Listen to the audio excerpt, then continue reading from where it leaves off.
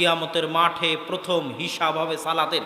আর এক হাদিসে রাসূল সাল্লাল্লাহু আলাইহি ওয়াসাল্লাম বলেছেন, আউয়ালু মা ইউকদা বিহি ইয়াউমাল কিয়ামাহ আদ-দাম আদ-দিমা, কিয়ামতের মাঠে প্রথম বিচার হবে রক্তের। তাহলে প্রথম হিসাব হবে সালাতের, প্রথম বিচার হবে রক্তের। বিচার আর হিসাব এক নয়, বিচার আর হিসাব এক নয়, বিচার আর হিসাব এক নয়। বিচারে কোনো আপোষ নাই, হিসাবে আপোষ হতে পারে। বিচারে কোনো আপোষ নাই, হিসাবে আপোষ হতে পারে। বিচার মানে সারা পৃথিবীর মানুষ, জজ কোর্ট, হাইকোর্ট, উচ্চ আদালত, বিচার, সালিশ, পাড়া গ্রাম, চেয়ারম্যান, এমপি, মেম্বার, মন্ত্রী, কোথাও তার ন্যায় বিচার পায়নি। পৃথিবীর শুরু থেকে নিয়ে শেষ পর্যন্ত মানুষের উপর যত অত্যাচার করেছে, পশু প্রাণীতে আর এক পশু প্রাণীর উপর যত অত্যাচার করেছে, মানুষে পশু প্রাণীর উপর যত অত্যাচার করেছে, অত্যাচারের মাত্রা বাড়তে বাড়তে বাড়তে বাড়তে বাড়তে বাড়তে আসমান ছুঁয়ে গেছে। কিয়ামতের মাঠে আল্লাহ সুবহানাহু ওয়া তাআলা হবেন বিচারক। কোনো ওকিল, কোনো দোভাষী থাকবে না।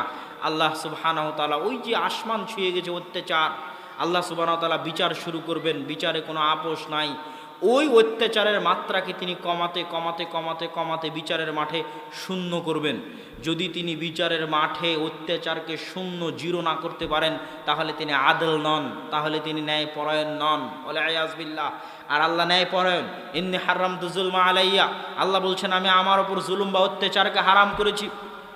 তিনি ন্যায়পরায়ণ, তিনি নিজের উপর জুলুম বা অত্যাচারকে হারাম করেছেন। তিনি ন্যায়পরায়ণ, তিনি নিজের উপর জুলুম বা অত্যাচারকে হারাম করেছেন। এই জন্য বিচারক হিসেবে যখন তিনি দায়িত্ব পালন করবেন, তখন কোনো ছাড়, কোনো আপোষ নাই। তিনি জিরো করবেনই করবেন। অত্যাচারের মাত্রাকে তিনি জিরো করবেনই করবেন। এমনকি অশিংওয়ালা ছাগলকে শিং দিয়ে, দুনিয়াতে যেই ছাগলের শিং ছিল, ওকে মারার জন্য বলবেন, বলে আল্লাহ সুবহানাহু ওয়া তাআলা এইভাবে অত্যাচারের মাত্রাকে জিরো করবেন। এটা বিচার। আর এই বিচারের প্রথম বিচার হবে হত্যার। এই বিচারের প্রথম বিচার হবে রক্তের। কে কাকে দুনিয়াতে হত্যা করেছে, নিহত ব্যক্তি হত্যাকারীর ঘাড় ধরে আল্লাহর দরবারে নিয়ে আসবে, আল্লাহ এ আমাকে হত্যা করেছে। এটা আল্লাহর বিচার। এখানে কোনো ছাড় নাই, এখানে কোনো মাফ নাই, এখানে কোনো আপোষ নাই। আর হিসাব হচ্ছে আল্লাহ আপনাকে করতে বলেছিল, আপনি করেননি। আল্লাহ আপনাকে সালাত আদায় করতে বলেছিল, দান করতে বলেছিল, যাকাত দিতে বলেছিল, কোরআন তেলাওয়াত করতে বলেছিল। এগুলো সব হিসাব। তো এই সব হিসাবের প্রথম হিসাব হবে সালাতের। যদি সালাত আপনি ঠিক মতো দিতে না পারেন, তাহলে অন্য আর একটাও আল্লাহ সুবহানাহু ওয়া তাআলা দেখবেন না। তুমি সালাতের হিসাবই ঠিক করনি, অন্যগুলো দেখে কী লাভ? আমি তো তোমাকে যে আদেশ দিয়েছি করার জন্য, তার সবচেয়ে বড় একমাত্র আদেশ হচ্ছে সালাত। কিছুই যদি না করতে, খালি যদি 5 ওয়াক্ত সালাত আদায় করতে, আর যদি গরিব হয়, ওর জাকাত নাই, ও যদি গরিব হয়, ওর হজ নাই, 5 ওয়াক্ত সালাত, 1 মাসের সিয়াম, আল্লাহ সুবহানাহু ওয়া তাআলা ক্ষমা করে জান্নাতে দিয়ে দিতে পারতেন। আশা করা যায় ইনশাআল্লাহ। জান্নাতে যাওয়া অত কঠিন কিছু নয়। শুধুই যদি 5 ওয়াক্ত সালাত আদায় করতে, আল্লাহ রাসূল বলছেন, এই দেখো তোমরা যদি জান্নাতীকে দেখতে চাও তাহলে একে দেখো। ও কিছুই বলেনি, খালি বলেছে আল্লাহ রাসূল আপনি যা বলেছেন ফরজ কাজ, এই ফরজ ব্যতীত এর কমও করব না, এর বেশিও করব না। এই জন্য আপনারা আর একটা জিনিস মনে রাখবেন, আহাব্বুল আমাল ইনদাল্লাহ আল ফারাইজ।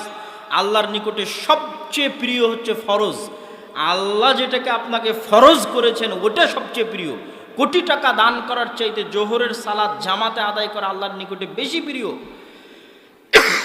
আপনি যত নেকির কাজ করেন না কেন, সব নেকির কাজের চাইতে আল্লাহর নিকটে সবচেয়ে বেশি প্রিয় হচ্ছে যেটা আল্লাহ সুবহানাহু ওয়া তাআলা আপনার উপর ফরজ করেছেন। সেটা খালি ফরজটুকুই করে আল্লাহর দরবারে যান, আপনার গুনাহ খাতা আল্লাহ সুবহানাহু ওয়া তাআলা আশা করা যায় মাফ করে দিয়ে আপনাকে জান্নাতে দিয়ে দিবে ইনশাআল্লাহ।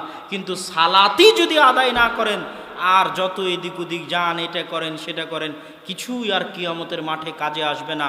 সালাত এত গুরুত্বপূর্ণ, সালাত এত জরুরি, সালাত এত প্রয়োজনীয়।